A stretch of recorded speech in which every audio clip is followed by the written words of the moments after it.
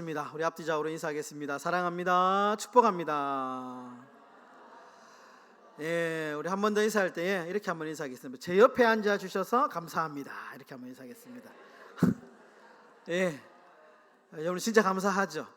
예, 그럼 이렇게 한번 더 제가 차 한 잔 쏘겠습니다. 이렇게 하겠습니다. 시작. 예, 네, 우리 하나님 다 듣고 계셨습니다. 예, 차 한 잔 꼭 쏘시고요. 예, 좀 능력이 되시면 밥도 좋습니다. 예, 밥도 쏘시고 하시면 좋겠습니다. 네, 오늘 본문의 말씀으로 기드온의 못된 아들 아비멜렉이라는 제목으로 사사기 강의 19번째 시간을 갖도록 하겠습니다. 네, 여러분, 인간, 사람을 가리켜서 이렇게 이제 많이 정의하는 이제 철학자들이 있죠. 특별히 우리가 이제 어릴 때부터 많이 배웠던, 들었던 이야기 중에 인간은 생각하는 갈대다, 뭐 이런 얘기를 합니다. 생각하는 갈대. 예. 이 말에는 두 가지 의미가 있습니다. 먼저 사람은 잘 흔들린다, 연약하다라는 뜻이 있고요. 두 번째는 잘 흔들리고 연약하지만 생각하는 존재이기 때문에 아주 특별한 존재다라는 뜻입니다. 예. 맞는 말이죠. 예. 우리가 늘 연약하고 늘 흔들리는 참 갈대 같은 인생이지만, 그러나 우리가 잘 버틸 수 있는 이유가 뭐냐? 그것은 우리가 생각하는 존재로 지음 받았기 때문에 그렇다라는 것입니다. 여러분, 생각이라고 하는 거 참 중요한데요. 내가 어떤 사람인가를 알고 싶으면 내가 평소에 하는 생각을 잘 분석해 보면 알 수 있습니다. 평소에 내가 많이 생각하는 것, 예, 그것이 곧 나를 말해주는 척도입니다. 여러분, 기독교 상담가인 에머슨이라고 하는 심리 상담가는 이런 말을 합니다. 사람이란 종일 생각하는 바에 그것이다. 예. 사람이란 존재가 무엇이냐? 그 사람이 하루 종일 생각하는 것, 자주 생각하는 것, 그것이 바로 그 사람이다. 예, 그 사람이다. 예, 이렇게 이야기를 하고 있습니다. 여러분, 성경도 이렇게 이야기를 하죠. 잠언 23장 7절에 보시면 이렇게 말씀합니다. 대저 그 마음의 생각이 어떠하면 그 위인도 그러한즉 그가 내게 먹고 마시라 할지라도 그의 마음은 너와 함께하지 아니함이라. 예. 대저 그 마음의 생각이 어떠하면, 이 말이 무슨 말이냐면 그 사람의 생각, 그 사람의 마음가짐, 그것이 바로 그 사람이고 그 사람의 인격이다라는 말입니다. 그러니까 세상에서 말하는 어떤 전문적인 상담가들이 말하는 그 사람은 곧 그 사람의 생각이다라는 말과 성경에서도 그 사람의 생각이 곧 그 사람이다, 생각이 중요하다라는 것이죠. 여러분, 예를 들어서 남녀가 사랑에 빠지면 어떨까요? 예, 여러분 앉아 계신 분들 다 이제 결혼하시고 결혼하기 전에 또 사랑하는 우리 또 이제 사람들 만나고 했던 기억들이 있지 않습니까? 예. 처음에 남녀가 사람을 만나면 그 사람밖에 생각이 안 나잖아요. 예, 자도 그 사람, 걸어가도 그 사람, 밥 먹어도 그 사람 생각나잖아요. 그 사람 생각나면 어떻게 합니까? 예, 그 사람 얘기를 하고 뭔가 사주고 싶고, 예, 자꾸 이제 행동으로 나오게 되는 것이죠. 저희 아내하고 저희 아내 20살 때, 제가 이제 29살 때 만났습니다. 만나가지고 저희 아내 이제 22살 때, 제가 이제 31살 때 결혼했거든요. 신학교에서 이제 결혼을 같이 만나가지고 결혼을 했어요. 처음에 만나니까 얼마나 좋겠습니까? 그러니까 이제 뭐 가만히 지금 생각해 보니까 이제 수업 마치면 점심도 같이 먹고, 예, 또 저녁도 뭐 또 같이 먹고, 보니까 계속 이제 같이 있는 거죠. 예, 계속 같이 있는 겁니다. 왜 그렇게 계속 생각이 나고 좋으니까. 예, 눈만 바라봐도 좋고. 근데 요즘에 이제 이렇게 바라보잖아요. 이렇게 바라보면 우리 아내가 하는 말이 있습니다. 뭐 이럽니다. 그럼 제가 이제 또 이렇게 해야죠. 저도 저도 그럼 서로 예, 이렇게 되는 거죠. 예, 뭐 세월이 그렇잖아요, 그죠? 그렇습니다. 예. 생각나니까 자꾸, 네, 가족이 되는 거고 챙겨주고 싶고 뭐 그런 거죠. 생각이 중요하다라는 겁니다. 생각이 중요하다. 여러분, 오늘 본문의 이야기 속에는 이 머릿속에 온통 한 가지 생각, 왕이 되고 싶다라는 생각을 가지고 있는 또 한 사람이 등장합니다. 바로 아비멜렉이라는 사람입니다. 여러분, 성경에 기드온은 유명하잖아요. 우리 기드온은 굉장히 유명한데 그런데 아비멜렉은 잘 모릅니다. 아비멜렉이 어떤 사람이고 이 사람이 어떻게 행동했는지 잘 모릅니다. 아비멜렉은 이 기드온의 아들입니다. 아들인데 첩의 아들입니다. 첩의 아들. 기드온의 아들이 오늘 본문에 나오면 약 70명이었다고 이야기 나오는데요. 그 70명 중에 한 사람이었는데 첩의 아들이었는데요. 근데 이 아비멜렉이 기드온 못지않게 아주 왕이 되고 싶어 했던 인물 중에 한 사람입니다.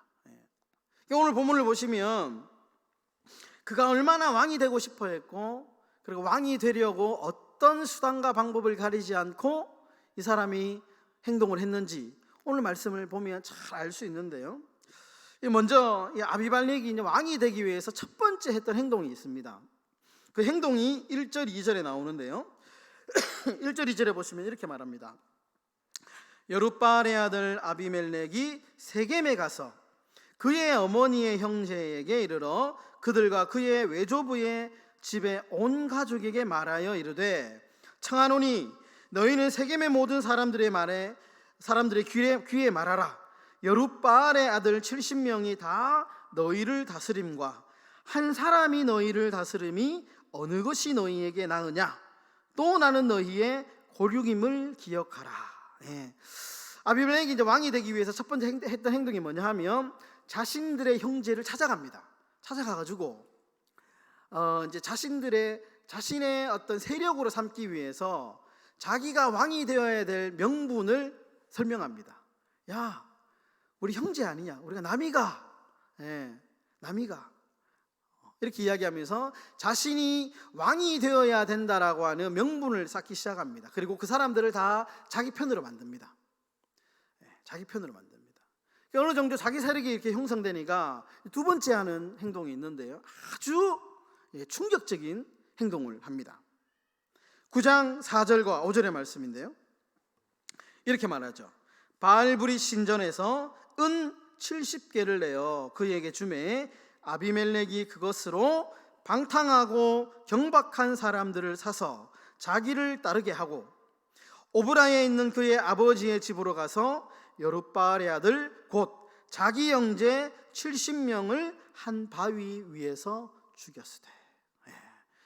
이제 자기 세력을 얻으니까 이제 이 아비멜렉이 그 다음으로 아주 잔인한 행동을 하게 되는데 형제 70명, 자신의 이 편으로 삼았던 안심하고 있는 이 70명을 한 바위 위에서 한순간에, 하루아침에, 순식간에 아주 잔인한 방법으로 사람을 사서 고용해서 살인하게 됩니다. 그리고 왕이 됩니다. 왕이 됩니다. 6절에 보시면 이렇게 나오죠. 세겜의 모든 사람과 밀로 모든 족속이 모여서 세겜에 있는 상수리나무 기둥 곁에서 아비멜렉을 왕으로 삼으니라. 여기서 보시면 상수리나무 기둥 곁에서 왕이 되었다 이렇게 나오죠. 여기서 상수리나무라는 말이 무슨 말이냐면 이 상수리나무는 우상을 섬기는 장소입니다. 그러니까 우상을 섬기는 장소에서 아비멜렉이 왕으로 추대를 받았다. 무슨 말이냐면 이방신의 지지를 받아서 이스라엘 최초의 왕이 되었다라는 것입니다. 충격적인 일이죠. 이스라엘 백성들은 하나님의 백성이잖아요. 하나님만 섬기는 사람들이잖아요. 그런데 이 아비멜렉이 왕이 되고 싶으니까 정상적인 방법으로는 왕이 될 수 없으니까 편법을 쓰는 겁니다. 편법을. 그리고 이방신의 지지를 받아가지고 그 자리에서 왕이 됩니다. 충격적인 일이 벌어집니다. 여러분, 그런데 이렇게 왕이 되었지만 얼마 가지 못합니다. 결국에는 3년 만에 이 아비멜렉이 처참한 최후를 맞이하게 되는데요, 9장 53절과 54절에 보시면 이렇게 말합니다. 우리 9장 53절과 54절은 한번 다 같이 한번 읽어보도록 하겠습니다. 시작. 한 여인이 맷돌 윗짝을 아비멜렉의 머리 위에 내려 던져 그의 두개골을 깨뜨리니 아비멜렉이 자기의 무기를 든 청년을 급히 불러 그에게 이르되 너는 칼을 빼어 나를 죽이라. 사람들이 나를 가리켜 이르기를 여자가 그를 죽였다 할까 하노라 하니 그 청년이 그를 찌르매 그가 죽은지라. 예. 불과 왕이 된 지 3년 만에 결국에는 처참한 인생의 마지막을 맞이하게 됩니다. 오늘 이야기의 전체 내용입니다. 여러분, 여기서 우리가 중요한 질문 하나 던져야 됩니다. 그렇다면 왜 이 기드온의 집안이 이렇게 처참하게 몰락하게 되었는가? 여러분, 기드온의 집안이 왜 이렇게 되었을까요? 처음에 좋았잖아요. 하나님이 기드온을 사사로 세우실 때에 큰 용사라고 이름을 지어주셨잖아요. 그러면서 정말 처음에 보기 좋게 모양 좋게 사사의 사명을 감당하잖아요. 그리고 이 사사 기드온 때문에 미드안 족속이 힘을 못 씁니다. 아주 중요한 업적도 남겼습니다. 좋은 집안이었습니다. 그런데 왜 이렇게 처참한 마지막을 경험하게 되었는가? 질문해야죠. 왜 그렇게 되었을까? 답은 간단합니다. 왕이 되려고 했기 때문에. 왕이 되면 안 되는 인간이 왕이 되려고 했기 때문에 결국 처참한 최후를 맞이하게 되었다라는 겁니다. 여러분, 이스라엘의 왕이 누굽니까? 진정한 왕이 누굽니까? 하나님이시죠. 하나님이 왕입니다. 여러분, 사사기의 내용이 계속 이 질문을 합니다. 우리 인생의 왕이 누구냐?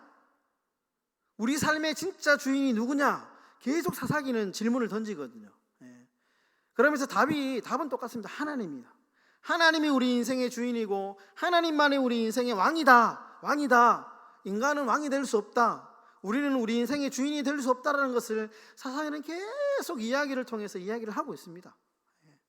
그런데 끊임없이 왕이 없으므로, 왕이 없다라고 이 사사기에 나오는 사람들은 계속 왕이 없다 이야기하거든요. 왕이 있는데 왕이 없다면서 자꾸 사람을 왕으로 세우려고 합니다. 심지어 자신이 자꾸 왕이 되려고 하죠. 기회가 있으면 자꾸 왕이 되려고 하는 겁니다. 이것이 문제의 출발점이고 이것이 가장 큰 문제였다라는 것이죠. 여러분, 오늘 이야기는 우리에게 아주 간단하고 명쾌한 교훈을 줍니다. 뭐냐? 욕심 부리지 말라는 겁니다. 욕심. 특히 자꾸 왕이 되려고 하는 욕심 부리지 말라는 겁니다.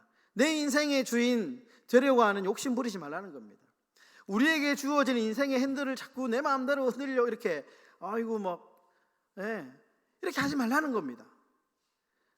내가 주인인 것 같지만, 내가 왕인 것 같지만 나는 왕이 아니고 우리 인생의 주인, 우리 인생의 왕은 누구냐? 바로 우리를 만드시고 우리를 창조하신 여호와 하나님 한 분인 줄 믿습니다. 그분에게 우리의 인생을 맡기라는 겁니다. 맡기라는.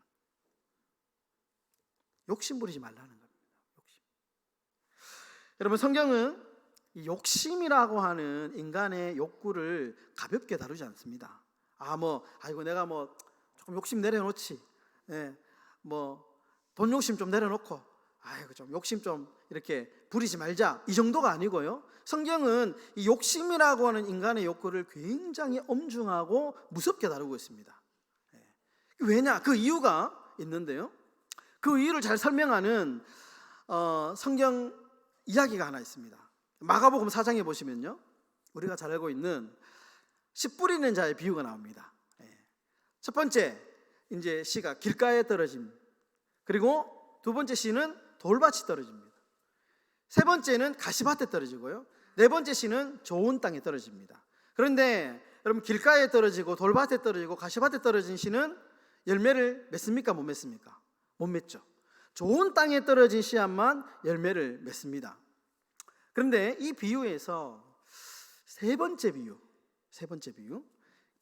가시밭에 떨어진 비유의 말씀이 되게 중요합니다. 오늘 말씀하고 되게 연관이 있습니다. 마가복음 4장 19절의 말씀 한번 띄워주시고요. 한번 다 같이 읽어보도록 하겠습니다. 시작. 세상의 염려와 재물의 유혹과 기타 욕심이 들어와 말씀을 막아 결실하지 못하게 되는 자요. 자, 이 뭐냐면 예수님께서 이제 네 가지 밭의 비유를 이제 하시고 비유를 풀이하시는데요. 요게 이제 마가복음 4장 19절에 세 번째 비유, 가시밭에 떨어진 이제 이 비유를 말씀하시면서 가시밭에 떨어진 씨앗이 왜 열매를 맺지 못하는가 하는 이유를 설명하는 구절입니다. 이게 보시면 세상의 염려 때문에 열매를 못 만드는 겁니다. 씨앗이 떨어졌는데 걱정 때문에 신앙생활 걱정 때문에 신앙생활 안 되는 사람 있죠. 걱정이 너무 많아가지고. 그리고 재물의 유혹, 먹고 사는데 바빠가지고 신앙생활이 잘 안 되는 사람들도 있습니다. 그리고 여기 보면 기타 욕심이 들어왔다 이렇게 얘기하죠. 그러니까 가시밭에 떨어진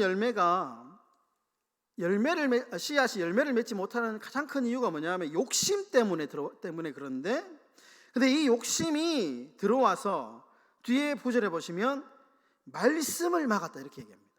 욕심이 들어와가지고 이 욕심이 하는 역할이 뭐냐? 말씀을 막는다는 거예요. 그래서 결실을 못한다는 겁니다. 그러니까 여러분, 성경이 왜 이 욕심을 굉장히 엄중하게 다루냐 하면 이 이유가 이제 금방 나오죠. 욕심이 말씀을 막기 때문에. 여러분, 말씀이 막히면 어떻게 됩니까? 우리가 평생 신앙생활 열심히 하고 예배생활 잘하고 설교를 듣는데 말씀이 막혀요. 말씀이 들리지도 않고 무슨 깨달음도 없고, 그냥 이제 우리가 소위 왔다가 갔다가 하면 말씀이 막혔잖아요. 이 말씀이 막히면 어떻게 되느냐? 신앙이 자라지 않잖아요. 자라지 않습니다. 그럼 신앙이 자라지 않으면 어떻게 될까요? 우리가 이제 그런 거죠. 애들을 장난감을 사주면 그 장난감 이제 조립식 장난감을 사주잖아요. 그러면 거기 딱 뜯으면 설명서가 있잖아요. 그럼 설명서대로 이렇게 만들면 되는데, 그런데 애들이 막 급하니까 설명서 제쳐놓고 지 마음대로 막 만들면 어떻게 됩니까? 만들어집니까? 안 만들어집니까? 안 만들어지죠. 지죽박죽 막 되잖아요. 나중에는 이게 장난감을 못 만들잖아요. 혼란스럽게 되잖아요. 그러니까 여러분, 신앙이 자라지 않으면 어떻게 되냐 하면 하나님의 말씀이 삶의 기준이고 설명서인데 이게 말씀이 딱 막히니까 말씀대로 못 사는 거예요. 그러니까 자기의 경험대로 배운 대로, 옆에 보니까 저렇게 사네? 세상의 방법대로 사는 거예요. 그러다 보니까 자꾸 막히는 거예요. 사람이 꼬이고, 그러니까 자기가 풀어보려고 막 안간힘을 쓰고 계속 삶이 막 힘들어지는 겁니다. 신앙이 자라지 말씀이 막히면 그런 현상이 일어나는 거죠. 유혹에 빠지고 그렇게 되는 거죠. 신앙이 자라지 않으면 그렇게 된다는 것입니다.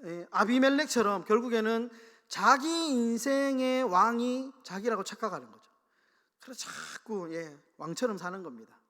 내 생각대로, 내 방법대로, 내가 배운 대로, 말씀의 방법대로 살지 못하고 시험에 빠지고 유혹에 빠져서 인생이 자꾸 힘들어지는 겁니다.